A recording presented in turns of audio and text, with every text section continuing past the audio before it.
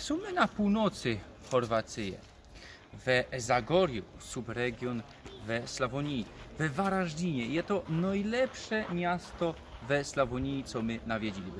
Byliśmy we Zagrzebiu, byliśmy we Iloku, we Vukovarze, we Osieku. To jest najbardziej zadbane. Może atrakcyjów, wiele kościołów na każdym kroku, no i zomek za mną. No i dzisiaj jest sobota, fajnie my trafili, bo jak się dowiedział, co sobota, tutaj mają pomiana wachty, co 15 minut pomieniają wachta. No, ta pomiana wachty przed Rathausen, tu też się coś działo i no my tutaj nie byli wtedy. No, to we głównych miastach się dzieje, no ale to nie ma główne miasto, no ale było to główne miasto w drugiej połowie XVIII stulecia, bez 20 lat. Było to główne miasto w Chorwacji.